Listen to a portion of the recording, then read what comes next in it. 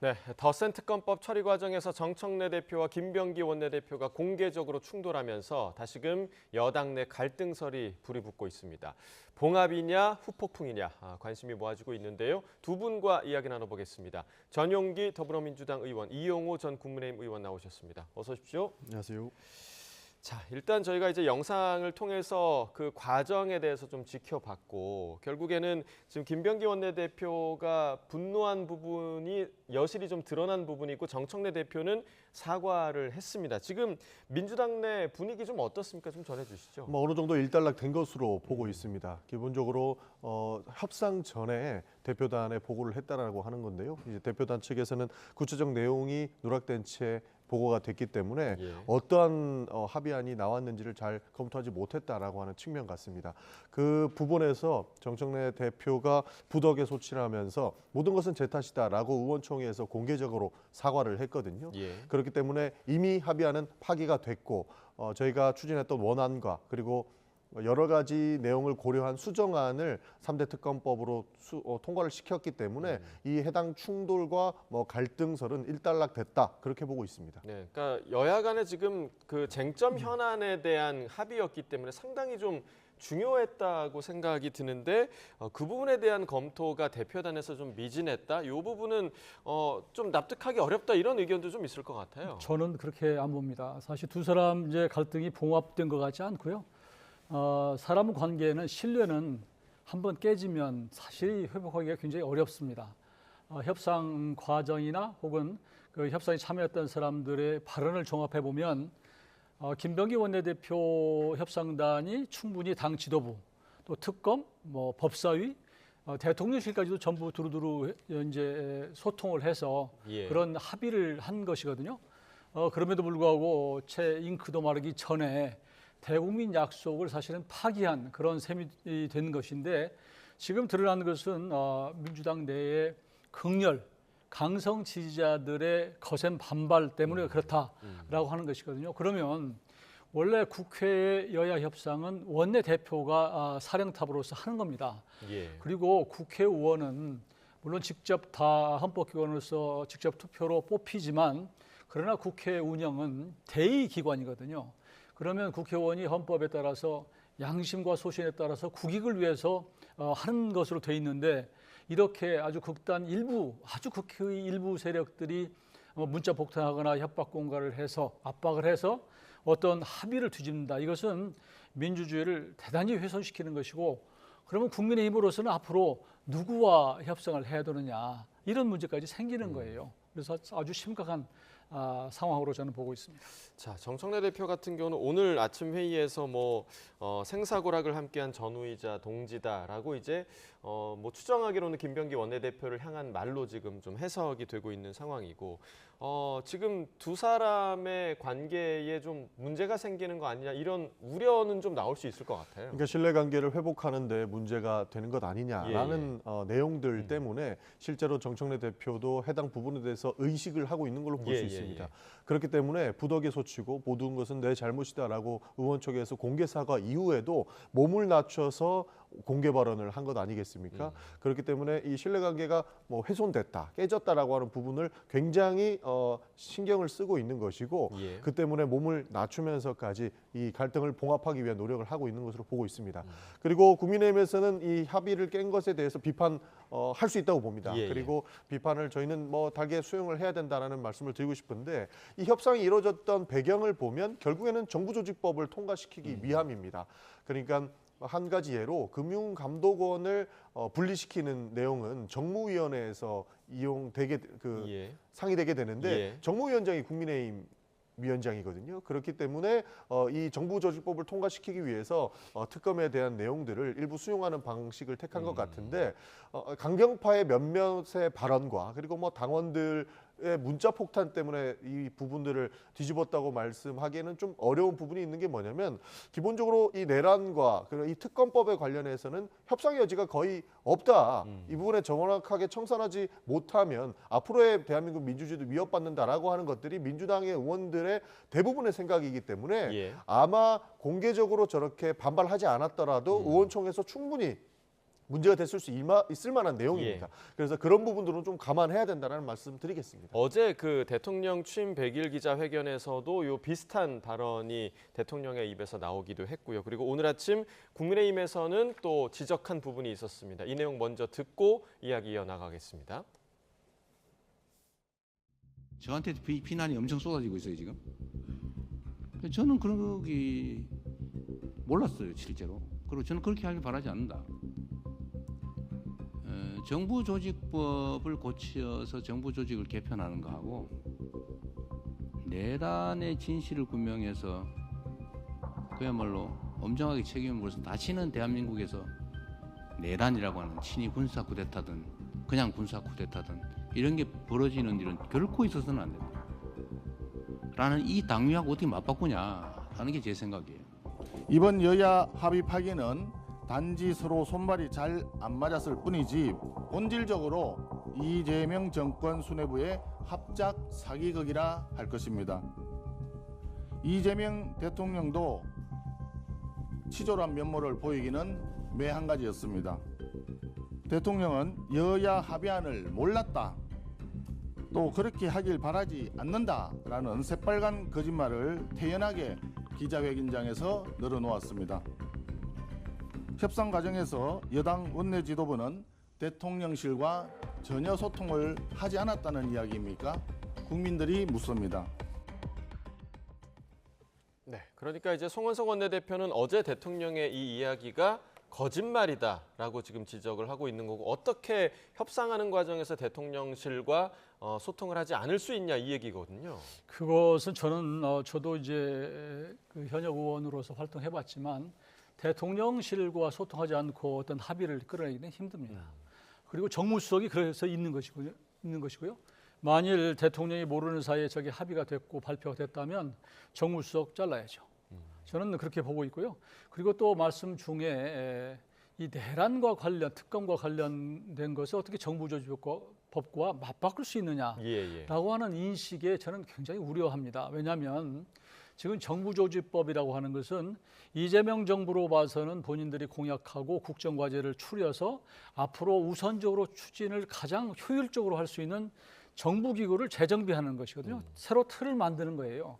그렇기 때문에 이것은 민생과 직결되는 문제다. 그래서 이걸 더 가볍게 볼 수 있는 사안이 저는 아니라고 봐요.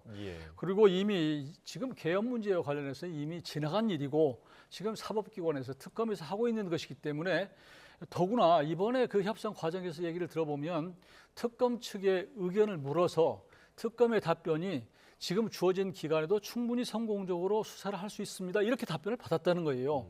그게 언론에 지금 보도가 되고 있고, 이런 상황에서 이것은 절대로 바꿀 수 없다라고 얘기하는 것은 저는 국민들이 얼마나 납득할까 이런 생각이 들고, 그렇기 때문에 자꾸 이 특검의 지금 활동 자체에 대해서 많은 국민들이 고개를 갸웃하고 야당에서 반발하는 것은 이 내란 특검, 3특검을 통해서 이 정국을 야당을 무력화시키고 초기 정국을 원하는 대로 끌어가고자 하는 이런 폭주를 하기 위한 것이다, 이렇게 보는 것이죠. 그러니까 저는 지금 몰랐다고 아니 또 정청래 대표도 몰랐다고 이런 것들은 사실은 정직하지 못한 것이 아닌가, 저는 개인적으로 그렇게 느끼고 있습니다. 그 앞서서 그 전 의원께서는 협상단이 여기저기 소통을 하고 나서 이제 협상을 한 거다라고 얘기를 해주셨는데 대통령은 왜 몰랐다고 이야기를 하는 거죠? 그러니까 뭐 협상 과정을 공유하는 부분에서 구체적 내용들이 조금 누락된 것 같습니다.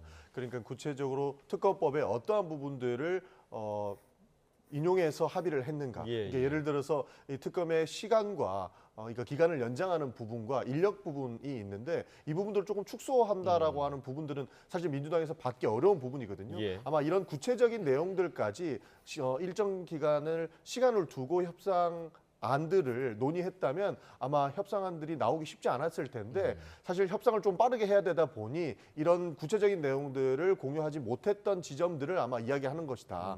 그래서 대통령께서 잘 몰랐다고 하는 부분들은 구체적 내용까지 대통령께서 입법을 어떻게 하는지는 알 수 없는 부분 아닙니까? 그렇기 때문에 저는 충분히 저런 말씀을 하실 수 있다고 보는 겁니다.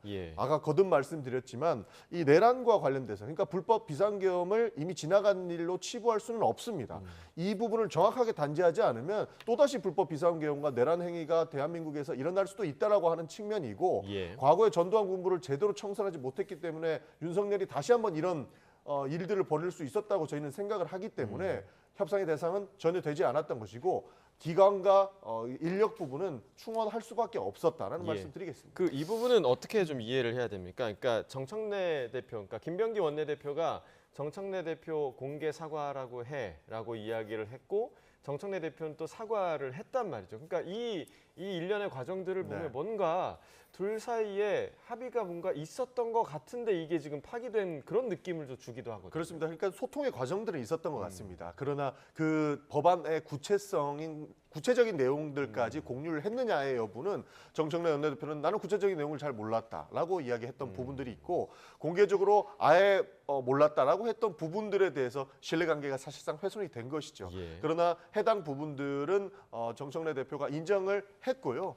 사과를 했기 때문에 갈등은 봉합 국면으로 가고 있다라는 걸로 이해해 주시면 좋을 것 같습니다. 예. 대통령께서 몰랐다고 하는 것, 뭐 저는 알 수 있었다고 생각하지만 몰라도 상관이 없는 거예요. 왜냐하면 대한민국은 입법, 사법, 행정이 분리된 그런 민주주의거든요. 그러니까 지금 대통령이 당 총재도 아니고 이렇기 때문에 국회의 어떤 여야 간의 합의에 대해서 관여하거나 또 영향력을 행사해서도 안 되는 거예요. 지금 말씀하신 그 특검, 더 센 특검과 또 이 정부조직법 이것을 주고받고 한 데 대해서 말씀하셨는데 이것도 적절치 못하다고 생각해요. 이건 국회의 영역이다. 당의 영역이다. 그래서 당정 분리가 돼 있는 거거든요. 이제 그런 차원에서는 좀 지적하지 않을 수 없다 이렇게 말씀을 드리고 예. 하여튼 참담한 것은 여야 원내대표가 정말 고심 끝에 서로 합의를 한 것을 그리고 국민들에게 발표한 것을 김병기 원내대표가 합의라는 표현을 썼어요. 발표할 때. 그럼에도 불구하고 밤사이에 뒤바꾼 것에 대해서는 정말 좀 부끄러워해야 된다. 저는 그렇게 지적합니다. 말씀하신 것처럼 예. 이재명 대통령이 합의되지 않은 내용을 그러니까 합의할 내용을 알고 있으면 오히려 더 이상한 부분이기 때문에 지금 상황은 저는 이상하지 않다고 봅니다. 예, 자 당정 간의 소통의 문제 그리고 뭐 민주당 내에서의 소통의 문제가 드러난 그런 단적인 사안이 아닐까 좀 생각이 드는데 어제 또 드러난 부분 중에 하나가 바로 검찰 개혁 관련 부분이었습니다. 어제 이재명 대통령 기본적인 틀이 마련이 됐으니 감정 빼고 논리적으로 치밀하게 정부가 주도권을 잡고 나가야 한다 이런 말을 하기도 했는데 오늘 아침 장경태 의원은 조금 다른 입장을 밝히기도 했습니다. 그 내용을 들어보겠습니다.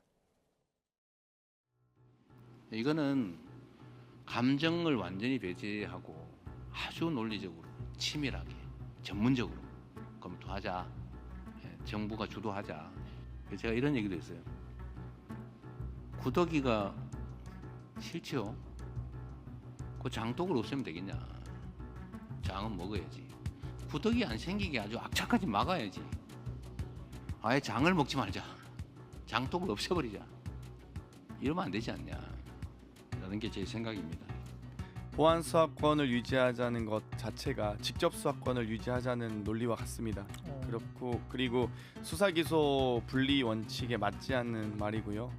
제가 이렇게까지 강도 높게 이야기한 적이 없는데 보안 수사권이 2차적 수사권이라고 하지만 사실상 검찰청 내에 수사관을 유지하겠다는 주장이고요. 다른 생각을 굉장히 아닙니다. 분명하게 말씀하셔서 대통령께서도 뭐 정확하게 다 모든 구체적 사안에 대해서 말씀하신 건 아니고요. 또 개혁 의지는 충분하시기 때문에 여러 가지 역할 분담에 대해서는 조금 더 생각하셨으면 좋겠어요.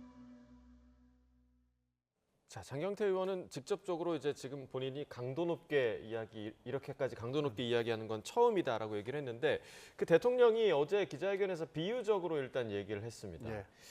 구더기와 장독을 비유로 들었는데 그럼 이 장독이 보안 수사권에 해당하는 겁니까?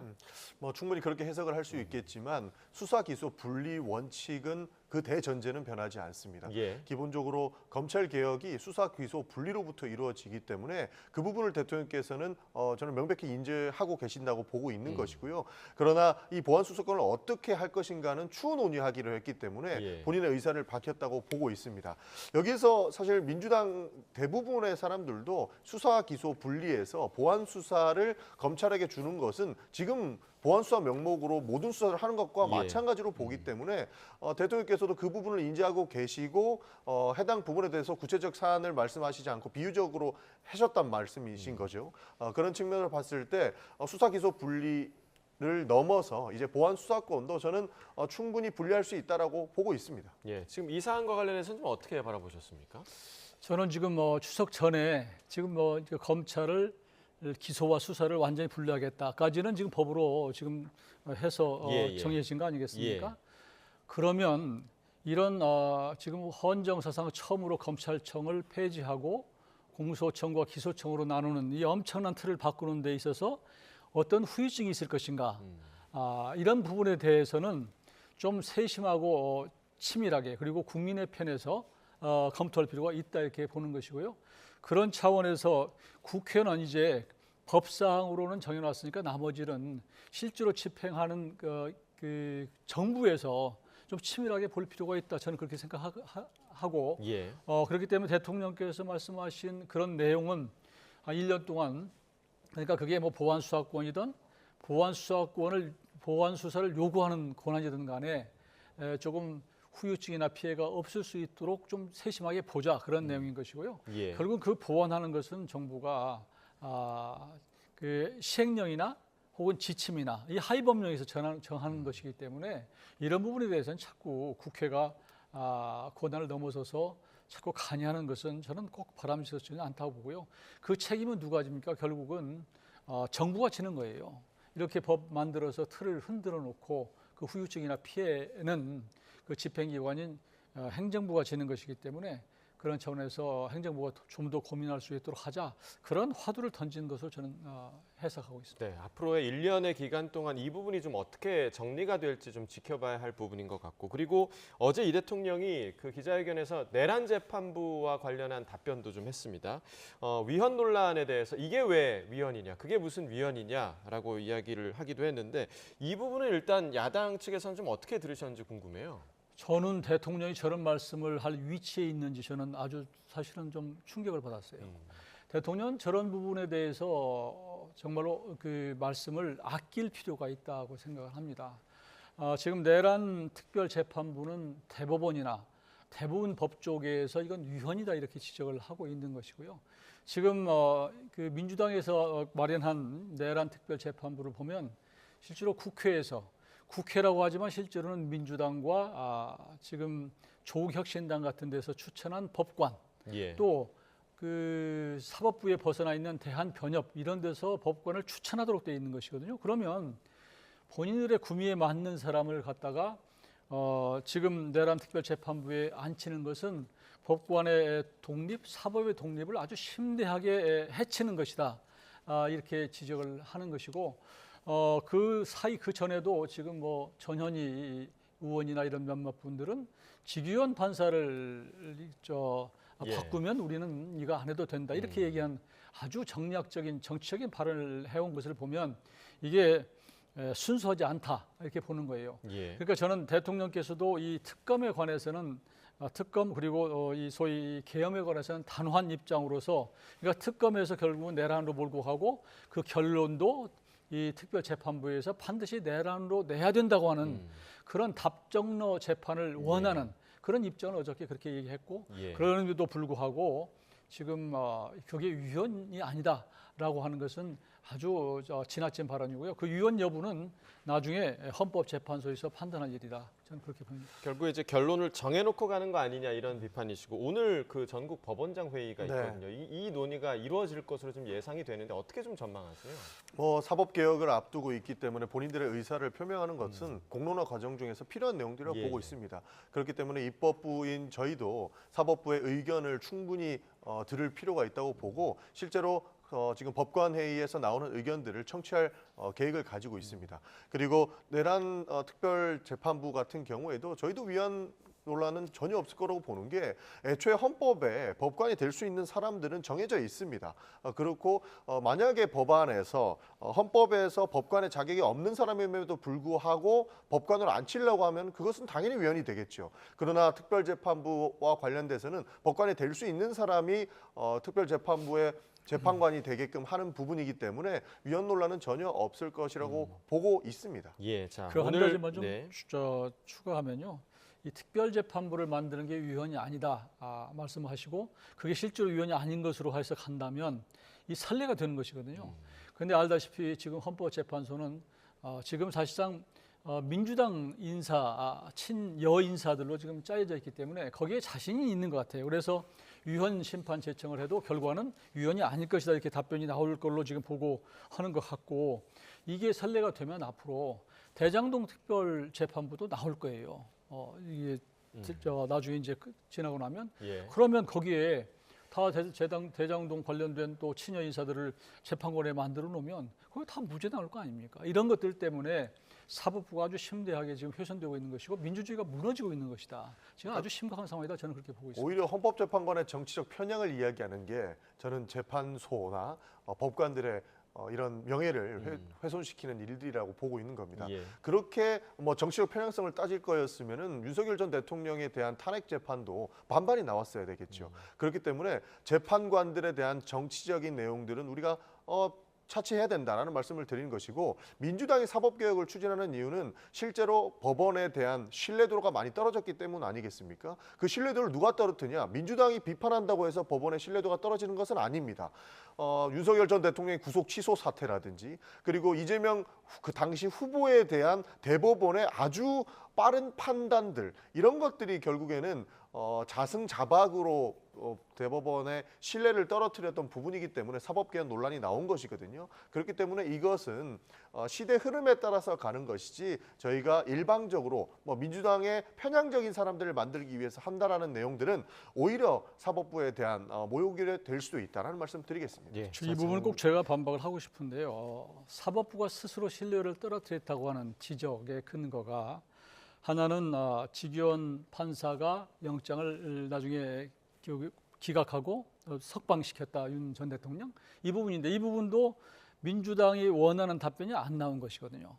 또 조희대 대법원장 당시에 선거법을 이재명 당시의 당대표의 선거법 유죄 취지 파기 환수한 것도 원하는 그 답변이 아니기 때문에 민주당은 정말 이해를 할 수 없는 것이 본인들이 원하는 그런 결과가 안 나오면 이게 뭔가 문제가 있다고 보는 이거야말로 이중적인 잣대다. 그래서 어쩔 때는 그 오히려 민주당에 유리한 것이 나오면 받아들이고 아니면 반대하고 이런 것들이 정말로 사법부를 아주 심각하게 훼손시키고 있고 그걸 근거로 드는 것은 국민들이 납득하기 어렵다. 저는 그렇게 봅니다. 네, 자, 두 분 말씀이 이렇게 오가는 것이 이 주제가 정말 좀 첨예한 주제라는 것을 또 반증하는 그런 이야기가 아닐까 싶은데 오늘 잠시 후에 있을 법원장 회의에서 이 부분에 대해서 법원장들이 어떤 목소리를 낼지 이어지는 뉴스에서 속보로 좀 전해드리겠고요. 그리고 어제 본회의에서는 권성동 의원에 대한 체포동의안 표결이 또 있었습니다. 가결이 됐고요. 국민의힘 의원들은 전원 퇴장을 했습니다. 자, 이 부분 그 권성동 의원의 구속 여부에 대해서 이번에 좀 어떤 결론을 예상하십니까? 아무래도 명확한 증거가 있다라고 특검 측이 주장을 하고 있기 때문에 저는 무리하게 구속영장 청구를 한 것은 아닌 것으로 해석하고 있습니다. 그리고 이 유무, 진실의 유무는 결국에 권성동 의원 본인이 제일 잘 알고 있기 때문에 일단은 가결을 해달라고 했으니까 저희는 원하는 대로 가결을 시켜드렸다는 말씀드리겠습니다. 예, 어제 그 권성동 의원 본인도 그 가결표가 거의 보이게끔 이렇게 투표함에 넣었더라고요. 그러니까 본인 가결표를 던졌고 다른 국민의힘 의원들은 아예 퇴장을 했습니다. 그러니까 이건 어떤 분위기로 봐야 되는 건가요? 저는 권성동 의원이 너무 억울하다. 본인은 도저히 받아들일 수 없다라고 보는 것 같아요. 그렇지 않으면 저렇게까지 하면서 불체포 특권을 포기하고 본인 스스로 찬성표를 던지고 이런 것들을 이해하기가 어렵다라고 보는 것이고 지금 들리기에 따라서는 홍일교 내부도 조금 여러 가지 복잡한 그런 사정에 있어서 그런 것들이 튀어나왔다고 하는 그런 얘기도 있거든요. 그리고 실제로 지금 이제 그게 국회에서 이제 통과가 됐으니까 영장 실질 심사를 받겠지만 결국은 증거인멸 우려가 있느냐 또 이제 도주 우려가 있느냐 이게 두 가지 아니겠어요? 근데 도주 우려는 없는 거 아니에요? 본인이 저렇게 직접적으로 나서서 나는 가겠다. 그리고 이게 본인이 그런 형태 이렇게 모습을 보이는 걸 예. 보면 도주리는 없고 그러면 증거 인멸 우리가 있느냐? 이 부분도 증거도 지금 특검에서 다 갖고 있다는 거 아니에요? 정황 증거? 예를 들면 뭐 문자를 보낸 거, 뭐 또 돈을 사진 찍어놓은 거 이런 것들이 있다고 그러는데 거기서 무슨 굳이 그 영장을 발부할 의미가 있느냐? 저는 그렇게 보고 그 당시에 지금 돈을 줬다는 그 장소에 두 사람만 있었던 것이 아니고 네 사람이 있었다는 것이거든요. 근데 그 사이에 그걸 돈을 줬을까? 그리고 그 당시에 모르게 주고 이걸 다른 사람이 모를 수 있었을까? 저는 그것도 참 이해가 어려운데요. 그건 이제 법적으로 판단이 나오겠죠. 그러니까 저도 뭐 계산된 정치적 퍼포먼스다 이렇게 예. 보는 게요. 두 가지가 있지 않습니까? 뭐 그러니까 구속의 요건 중에 증거인멸 우려나 도주 우려가 있는데 이렇게 권성동 의원이 당당하게 나가겠다라고 했던 것도 하나의 그 본인의 그 방어권 주장을 할 수 있는 명분이 될 거라고 봤던 것 같습니다. 예, 예. 그래서 정치적인 퍼포먼스가 아마 계산에 의한 행위였다라고 평가하고 있습니다. 자, 마지막으로 아주 짧게 지금 이번 그 국민의힘 윤리위에서 권영세 의원 또 이양수 의원에 대한 징계 여부 결과가 나왔는데 징계를 지금 안 하기로 결정을 내렸거든요. 이 결정에 대해서 두 분 짧게 좀 어떻게 생각하시는지 마지막으로 여쭙겠습니다. 저는 뭐 예상을 어느 정도 했고요. 그 당시에 후보 단일화 이 부분은 국민의힘 내에서 그 당시에 비대위원장인 권영세 의원 그리고 이양수 사무총장 예. 두 사람이 주도해서 한 게 아니고 당시에 상당수의 의원들이 거기에 괴를 같이 했고 실제로 움직였다. 그런 상황에서 이 두 사람이 그 책임 있는 위치에 있었다고 해서 이 사람들을 처벌하고 이러는 게 맞느냐라고 하는 그런 공감대가 있었던 것 같고요. 예. 결국은 새로운 지도부가 이제 출범하면서 의원들 전체가 지금 중요한 것은 단합해서 대여의 폭주, 여당의 폭주, 그리고 이재명 정부의 폭주에 대응하는 것이 견제하는 것이 더 우선이다 이런 판단을 했던 것이 아닌가 싶습니다. 네, 그러니까 마지막으로. 이분들이 왜 네. 징계를 받는지를 한번 살펴보면 새벽에 민주적으로 뽑힌 대선 후보를 급작스럽게 변경하려고 교체하려고, 예. 그러니까 교체하려고 했던 것 아닙니까? 이런 부분들을 징계하지 않는다면 비상식 정당이라고 하는 비판을 들을 수밖에 없는 것이고 실제로 민주주의를 파괴했던 위헌정당을 자인하는 형태로밖에 볼 수 없는 겁니다. 그렇기 때문에 국민의힘이 저는 정말로 잘못된 결정을 이번에 다시 했다라는 말씀 드리겠습니다. 알겠습니다. 오늘 두 분 말씀 여기까지 듣겠습니다. 전용기 더불어민주당 의원, 이용호 전 국민의힘 의원과 이야기 나눠봤습니다. 고맙습니다. 고맙습니다.